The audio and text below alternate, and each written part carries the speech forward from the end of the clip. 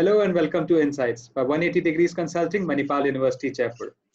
Today we have Ms. Urvashi Sahani, founder and CEO of Study Hall Education Foundation. I would like Vinay to introduce the speaker. Dr. Urvashi Sahani, she is a social entrepreneur, women rights activist, and educationist, working for over 3 decades. She is a leading expert in school governance, curriculum reform, and teacher training with a special focus on girls' education. She founded Suraksha, a women rights organization, DDs, a social enterprise for sustainable livelihoods for women, and the Study Hall Education Foundation. She is the founder, president and CEO of SHCF through its school and outreach initiatives. SHCF has trained 24,000 teachers, impacted more than 5 lakh children, most of whom are girls from disadvantaged communities. Dr. Sahani is an Ashoka Fellow, a non-resident fellow at the Center for Universal Education and the Brookings Institution, USA, and a former member of Rajasthan Chief Minister's Advisory Council. She was declared the Social Entrepreneur of the Year 2017 by the Schwab Jubilant Bharatiya Foundation. So, ma'am, the first question we'll ask is, what are your views on the labor migration and some states allowing corporate companies to abolish some labor laws? First of all, thank you, 180 Degrees Consulting at Manipal University, Jaipur, for giving me this opportunity to share my view. And thank you, Vinay, for that thundering introduction. Thanks a lot. Okay, the migrant crisis. You know, it is so saddening, I can't even tell you. At the same time, is it surprising? No. And I'll tell you why not. We work in very, very poor communities. And these people actually are children of migrant labor. And their lives are permanently in crisis. Roofs falling, nowhere to live, no sanitation, no electricity, no water. Wo Atmanirbhar, totally Atmanirbhar. Government has completely forgotten them, completely they are invisible. Right? So why are we shocked that the government was so callous and so careless about treating them? I mean, if you and I, as lay people, we could understand. I'm telling you, when that speech came and we said stay at home, my first thought was, Jinke ghar nahi, how will they stay at home? Don't they know that states like UP, Bihar, Madhya Pradesh, they have these huge exodus of labor, they export labor in lakhs and lakhs? Don't they know that? Don't they know their terrible living conditions? Do they know that what will they do? With the shutdown, you close transportation, you close everything, you gave 4 hours notice. It was really very callous, and it was so easily avoidable. If they had announced and said, please stay where you are, and mere mazdoor bhaiyon, please stay where you are, we will make sure you're taken care of, then you pass an ordinance. Tell all the employers, you have to take care of your people, and we will compensate, we will help. And many of them could have done it on their own. We have not fired one person, by the way, and their salaries have all gone on time, and we have 400 employees. They could have done that. They could have done a great deal, which somehow just socha hi nahi, and we are not surprised because they never do. The poor have been invisible, uncared for, unthought of. And finally, now they have become visible. In terms of the labor reform laws, you know, on the one hand, this is the country which has like some 40 central laws and 100 state level regulations. And if you have an enterprise that is more than 100 people, there are so many permissions that nobody wants to scale. So they have actually, they have strangulated business, all the labor laws, in the interest of protecting labor. But you can see labor has not been protected by all these laws. On the one hand, you do need some sort of relaxation. But the worry is that because we don't trust them, we don't trust capital. We don't know where the employer is going to take this. That is it only for the benefit of the employer, so that you want to attract business in, you want to beat China at the race? Is it only for that? Or is it, have you, like you did with the labor migrant crisis, are you still not thinking of the labor? In fact, you need a reform. Definitely you need some doing. You need better ease of doing business, of course. But you also need childcare. You need health insurance. You need some housing security. And the government needs to help with that. If you really want to help business, then say, all right, come. And we will provide all these things. So you will attract the labor also. states like Bihar, UP, and I'm from UP, I'm living there. How have they, why is there so much migration? Because you've spent no money. You've done nothing to improve rural development, to bring industry into the state. Now suddenly you're waking up and saying, because, oh, now this labor, now what will we do, let's do something. And so, chalo, labor reform. And what labor reform? Relax everything. Okay. And now 12-hour day. Right? Thankfully, UP has dialed that back. They said, no, we won't do 12-hour day. So I think, so whereas I think that you do need labor reforms, I don't know whether these are the labor reforms. You need ease of doing business. And so you need to let investors feel that, okay, let's go to UP, let's go to Bihar, let's go to Madhya Pradesh, let's set up more. You need to create more. You need more jobs. At the same time, you need to value your employees. Do you know, I heard that only 20% of the company's total outlay is spent on their workers. That's true. The CEO's salary is 300 times the workers. It's a ridiculous way of doing things. I'm hoping that we'll have a different model of doing business, where people first. People are important. They are your assets. They're your main asset. And now this labor is not going to go. They're going to be very wary of going back. Tab akal aayegi.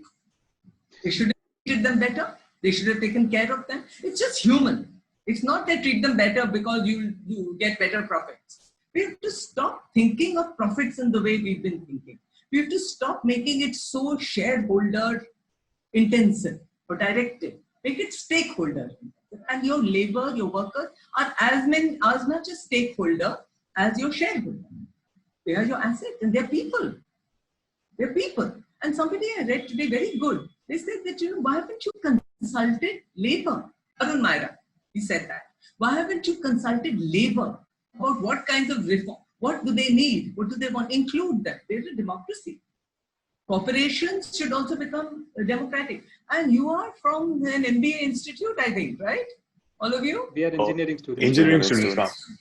Okay, so you are probably going to be the entrepreneurs of the future. So here's my message to you, that I'm hoping, I don't know what it is, you're much smarter than me, I'm sure you'll think of it. But you need a different model of doing business that is for the benefit of everyone. That's right. And the last employee should be taken care of. Right? And governments, if they want to help business, and if they want to take care of the people, then they should be providing those kinds of support services to businesses. That was very well said, Ma. Abhineet? Yeah. Okay. So, ma'am, millions of girls in India still lead unequal lives. Is there a way women empowerment can be improved in India? Oh God, that's $1 million question. I think it was in 2018 that Reuters, or correctly, I think it was 2018. Reuters declared India as one of the most, actually the most, but I'm just hedging my thing because I don't even want to believe it, as the most dangerous place to be a girl. So when we talk about girls' inequality in India, actually, it has lethal consequences. Here now people are dying. How many? 3,000 some people have died out of this COVID crisis. And you know how the whole country, the world, everybody is going, jumping up and down, and really they're in a state of crisis and totally terrified. Girls, especially poor girls from the marginalized castes, their lives are permanently in a state of crisis. They are unsafe in the womb. About 500,000 sex-selective abortions of female fetuses in India. They are unsafe at home. High rates of domestic violence, many not reported, tabhi 40%, but many are not reported by them. Okay. High rates of street violence, 4 rapes an hour. This is another, what can I tell you? What other crises are we waiting for? So it has lethal consequences. So gender equality is a very, very important thing, and how should we be teaching it? There are many things we need to do in terms of women's empowerment. First of all, we really need to change the patriarchal social structure, which gives so much power to men and so little to women, right? Since we were talking about labor before, Do you know what's the percentage of women's participation in India's workforce? 24%. And it's gone down. It was 32% in 2005. Okay? And during the COVID crisis, there is a report that some 31 million women are going to be knocked out of the labor force, and again 14 million men. So when already it is so low, more will go. And I'm not saying that housework is not work, but it is unpaid work. It is unpaid. It gives them no power whatsoever and leaves them at a great disadvantage. Girls have been valued for their domestic labor, reproductive labor, and sexual labor. All unpaid. Right? So again, no power. And then what is happening? If there are children, why is there lower participation in education also?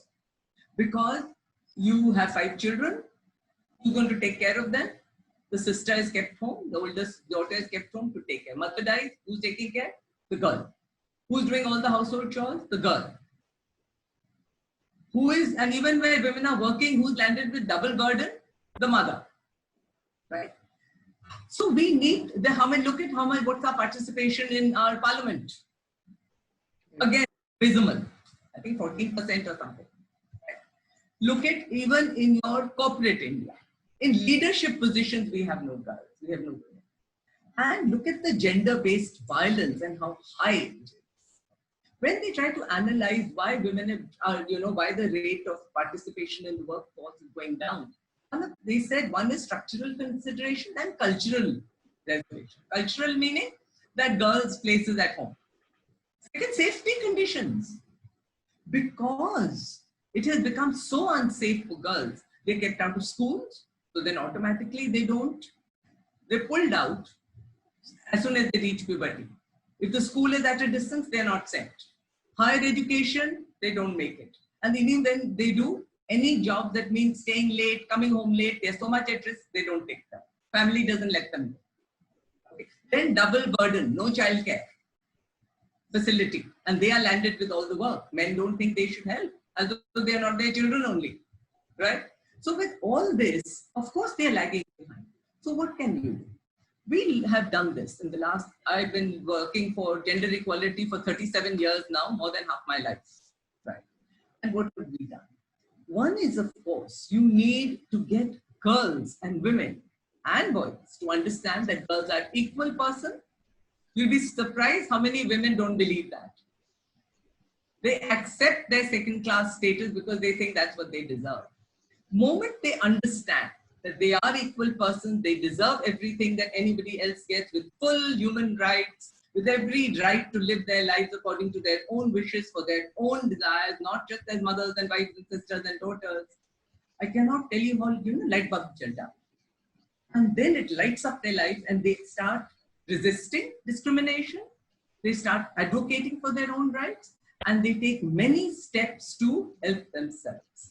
So that is why we've included gender education in our curriculum. That is for women's empowerment. Everybody is very happy when you talk about women's empowerment.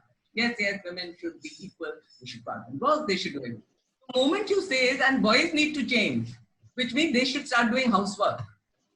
They should start sharing child rearing and child care.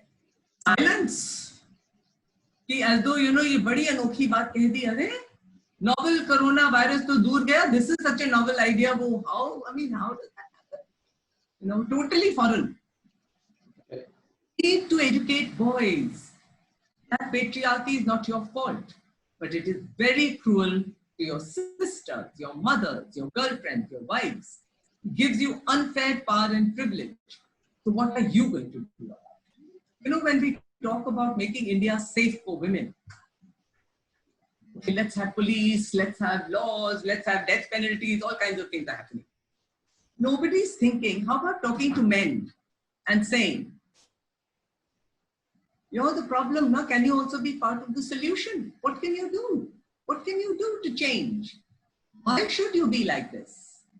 The roads and the streets belong to women just like they belong to you. So you must educate girls and boys. You must build habits of equality, being equal, right from childhood. It should become a compulsory part of all school curriculum. That's one. 2, awareness campaigns. It's all a question of mindset. Okay? Where you try to get to people to understand at large that women are equal, that domestic violence is wrong, and get women to learn to resist. When somebody hits you, hold his hand, stop him, take the patila and lam him. Once the push comes to shove, women don't, you know why? Not that they can't do it, because in their heads is कि औरत कभी हाथ नहीं उठाती पति पे. That needs to change. क्यों नहीं उठाए? बाहर कोई मारेगा, won't they resist? Correct. The man suddenly different. This husband. Okay. And men definitely. So you need large scale awareness campaign. And you know, thirdly, and nobody likes to talk about that. If you notice, a lot of the gender-based violence is sexual violence. Okay. We are almost the rape capital of the world. We need to change our toxic sexual culture with its cruel double standard, where a woman's virginity is very important, not a man's. Where women are sexualized, they are objectified, and men think of women just as bodies. That needs to be women also. They are taught to think of themselves just as bodies. Sundar hona chahiye baat. Dimag, never mind. But Sundar, very important. And we need to allow spaces for boys and girls to have healthy relationships. Because we are so silent about sex, because we have suppressed it so much, then it emerges either in rape, prostitution, or pornography, abuse. We need to loosen that up. And it is that is why women feel so unsafe. It's a very strong way of controlling women. The sexual morality, the sexual culture, and the sexual double standards. And then, of course, we need more women leaders. We need women, and that will only happen when women feel empowered enough to think they can. When the political arena is not so anti-women, that women are terrified. And empowered women are terrified, by the way. People have asked me, and I haven't had the courage. It is such an ugly place. It is so male-dominated that you don't feel safe. And hats off to the women who have done it. And if you've noticed, a lot of the women, a lot of the countries where COVID crisis is being managed well, who are they led by? Look at New Zealand, look at Germany, look at Iceland, look at Taiwan, all women leaders. We need to recognize that women have empathy, they have emotional intelligence, they are used to caring. They reach out. Men don't, because they've been raised like that. So we need to understand, validate those values, and teach our boys the same things too. So we need to raise our boys and girls better. We need to change family cultures, social cultures, and down with patriarchy. It has no place in a democracy. So that was well said, ma'am. I have a follow-up question for you. Since at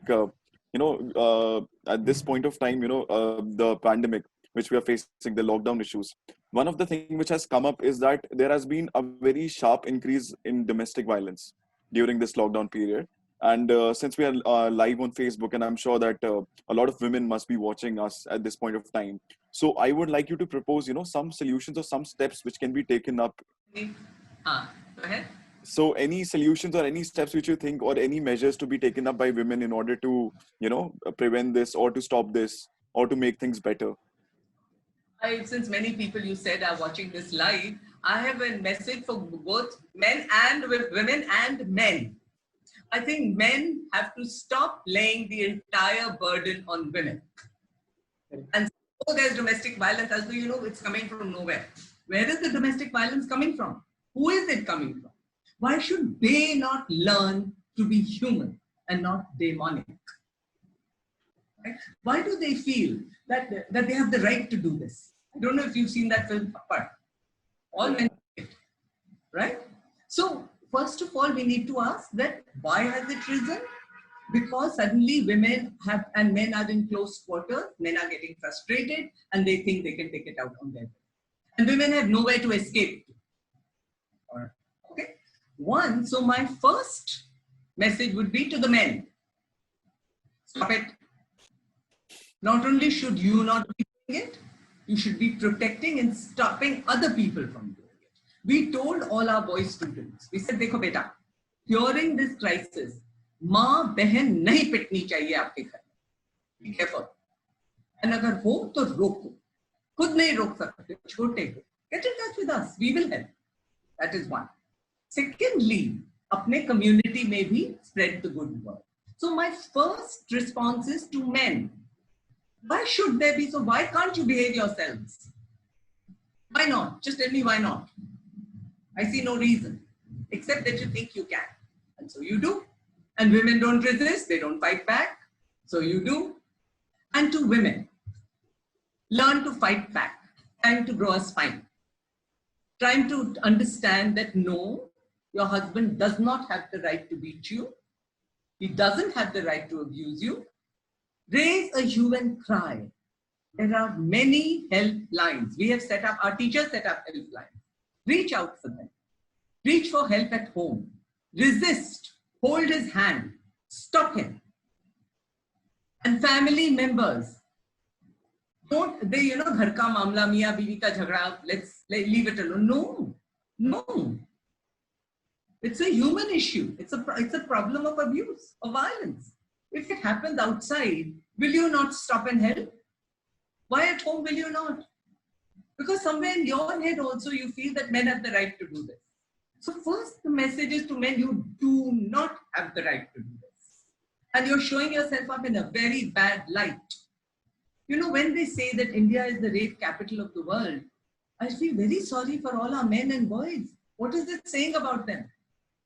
What is it? Of course, I feel sorry for women because they are at the receiving end. But what is it saying about our men? So let me flip the question around. What message do I have for the men on this? That why is there so much domestic violence? And why will you not, what are you going to do to stop that domestic violence? And girls and women, don't take it.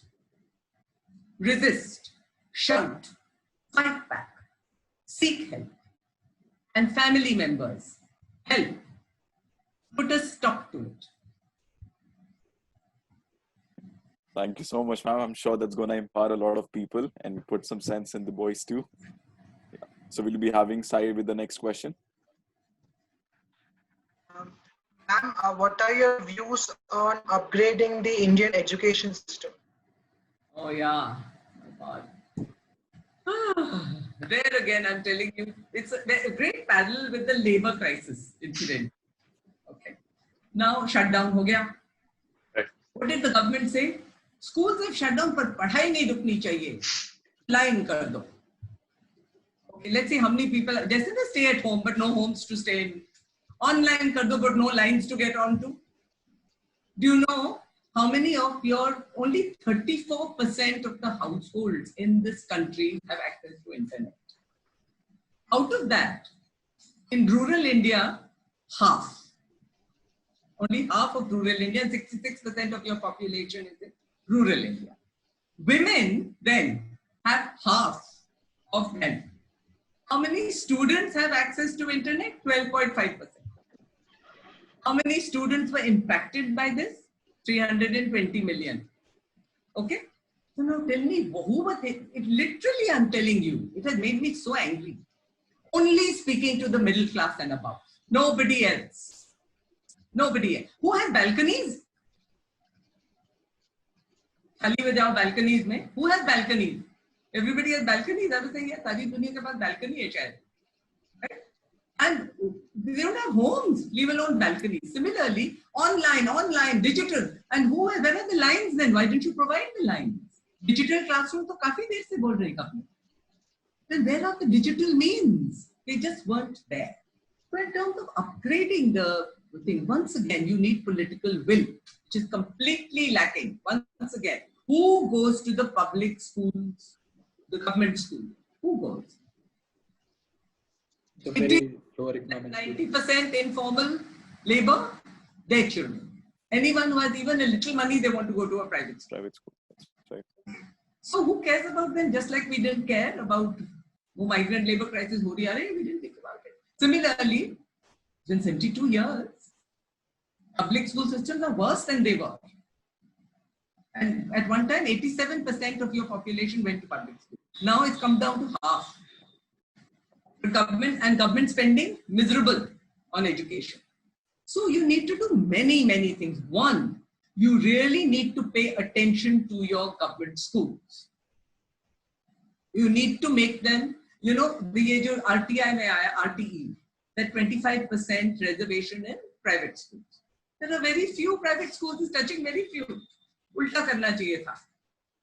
Make sure that 25% of the middle class people in the neighborhood have to go to the local public school. You saw that film Hindi medium. Yes. Yeah. They would have made sure there's furniture, there's electricity, the teachers are teaching, they are coming, everything they would have made sure. Apne paise dekar. Pura standard up ho jana. See, states like Delhi and Rajasthan, I was on their Chief Minister's Advisory Council, we managed to get the system functioning. It's a broken system, forget upgrading, but getting it functional is important. Right? There was 60% teacher vacancy in Rajasthan. Can you imagine a school where you need 10 teachers and there are only 4? What teaching is going to happen? Right? And the ones who were there because they said, yeah, 400 bacche hain and I'm alone, let's not teach. And then there were schools with 10 children and 20 teachers because they all get their transfer there because they wanted to be there. So you need to fix the governance of your government schools. You need political will to do that, right? And then, of course, you need to think very hard about what you're teaching. Right?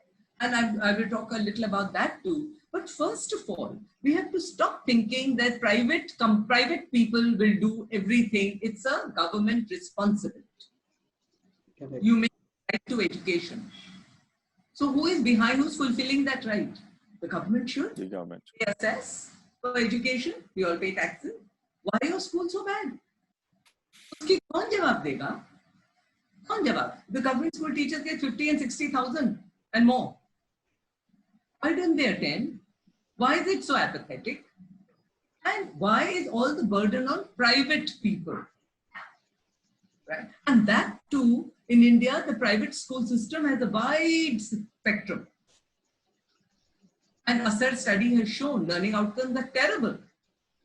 Okay? It has shown that in first grade, only 16% of the students could read the text. 41% didn't even know the letters. Okay? And this is private and public school both. So when you have these in rural areas, if there are any private schools, they're not very good quality at all. So I think the problem has been upgrading means we need to have it's a very important pillar of the development of any country. Social infrastructure, health and education. We have paid no attention. And of course, poverty, housing. You have such a large percentage of your population is poor, is rural. And what have we done for them? Right? So when you talk about upgrading the education system, we must make sure who are we talking about? Who is being impacted by this? And for whom? Upgrade the education system for whom? You know, you have all these very fancy private schools and smart classes bhi hai and IB bhi hai and charging lakhs and all of that. All right, but you upgraded it. And how many is it impacting? What's the point? What's the point? Even in the government school system, you have your Navodayas and you have your Kendriya Vidyalayas. Again, small. Usme it's sort of not so bad. And how many are we impacting? Very few.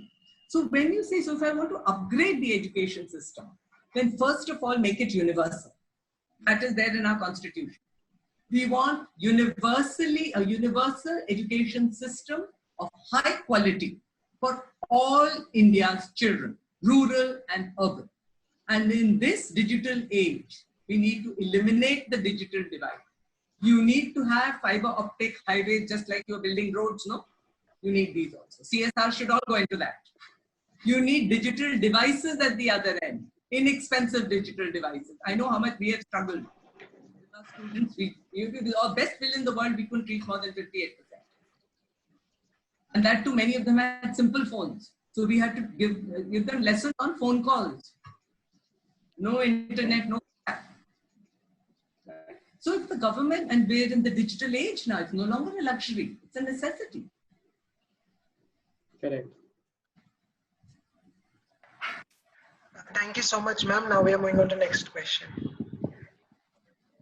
Ma'am, continuing on the same question, I would like to ask, what advice do you have for the teachers? Because nowadays, the youth is not going towards teaching, and even those who are going, they prefer to have a job in a school in the city or a big city. They do not prefer to go into the rural areas and the government schools which are established in villages. So what advice do you have for them? You know, I want to definitely, I have some advice for them, but before that, I want to talk a little about the curriculum. Okay, I didn't say that because I left that out in my the last question you asked. That, you know, the curriculum is outdated and has been outdated for a long time now. We're in the 21st century and we're 1/5 through it. And there is no sign of 21st century skills teaching in our schools. We are still focused on transfer of information, which now with the internet, you really don't need to do. There is very little emphasis on thinking, never mind critical thinking, creative thinking, imaginative thinking, entrepreneurial thinking. You need to develop the social political consciousness if you want a functioning democracy. You need to help students learn to think equally. Caste system completely in place because nobody has ever thought to deconstruct that in their heads. So you need a complete shift in the curriculum. Less focus on information, more focus on process, more focus on thinking, creative thinking, imaginative thinking, entrepreneurship, problem solving. Okay, and most importantly, learning to be a good democratic citizen, so social political conscience. You need all that change in the curriculum. And of course, you need to train teachers for all that. Very, very important. Okay. So in terms of my advice to teachers, Praneeth, here's what I think has been an outcome of this crisis. Suddenly, everybody has understood, even in in fact, more so in private schools, that your teacher need not be your only resource. There are many resources available on the internet that you can access. So my advice to teachers will be to see that they have many allies now. They needn't be the only person in that classroom dealing with the 35 children. That you are one. There are those children who are resources, and the internet gives you so much help to teach in so many different ways, to keep on upgrading your skills, that you're in a much better position. Right? There's been a great, people have said that self-learning has spiked a lot. So, and that always has been the case. People learn best when they take responsibility for their learning, at whatever age. Self-learning is the best way, really. And so teachers to learn to be facilitators, to be thought leaders, to provoke thinking, to help them do good research, to help them be more creative.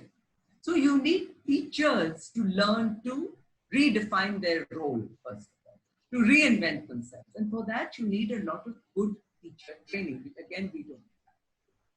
In terms of why do they not go to villages? That is not true only of teachers. It's true of doctors. It's true of all the services you can think of. Because there is nothing in the village. There are no services. What are they going to do? Why is our labor, in fact, there's so much migration. We were talking about migrant crisis. Why is there so much migration? Because there's no possibilities in it. I'm hoping that with this crisis, suddenly, because a lot of people might not want to go back in a hurry, and there seems to be a focus on more rural development. Today they've announced, these rural banking for women in UP, 50,000 of those. They say they will come, we will train them, they'll come, they'll have a device, and they will help you at home. Right? So we need more of a development of local resources. But the best teacher is a local one because she understands the culture, understands the context, has a connection with the parent, cares about those children.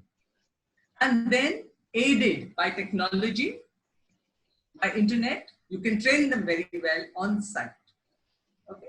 So one, we need to focus on rural development. The problem is it's too late. You can't touch it at the surface and force teachers to go back. They'll go if you force them.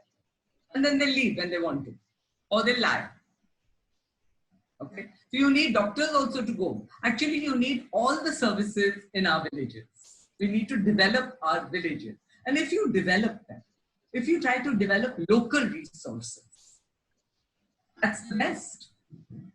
And really, it will help the whole Indian economy so much. Most importantly, you're developing people. And we should be doing that.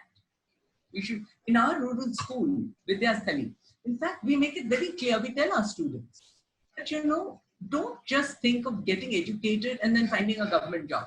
That's the whole national pastime, by the way, in India. Everybody wants a government job. You can't karna, na? And it's time, money, you get paid, etc. So, we said, no, think of how you will develop, how you will use your education to develop your own region. You need more. So that's why the curriculum should also change, no? It should be contextualized to where you are. What is your life like? The goal of education, not just to know, but to learn how to live. And so where do you live? In a certain context. What are your needs? In a certain context. You live in a certain environment. So shouldn't you learn how to develop that? Think about that more creatively. Think about that more imaginatively. So that you can solve the problems there. And we have great faith in the youth. But youth must be given the right direction. And I'm telling you, if we have no faith in you, then there's no hope for this country at all. But we do have faith in you. You're the democratic dividend. And not just you. You're very lucky. You're in Manipal University, Jaipur. Right? Lots of money your parents have paid, or I don't know how. Think of, when I'm talking about the youth in the villages. I'm talking about the youth in the slums. I'm talking about the laborers who have been coming. All of that. But they must start thinking of themselves as citizens, and you have to start, everyone has to start treating them as citizens. The country is as much theirs. But nobody has thought about that. And they are the future. So think of it. If you don't take care of this large segment, what's the future of this country? Thank you so much, ma'am. That was very well said. So, dear viewers, this was Mrs. Urvashi Sahani, founder and CEO of School Hall Education Foundation, Study Hall Education Foundation, sharing her insights on education, rural education, and women empowerment. We thank her for taking her time out and be here with us today. Thank you so much, ma'am. Thank you, ma'am. Thank you, ma'am. Thank you, and thank you for having me. That was a wonderful session. Thank you. All the best. Thank you.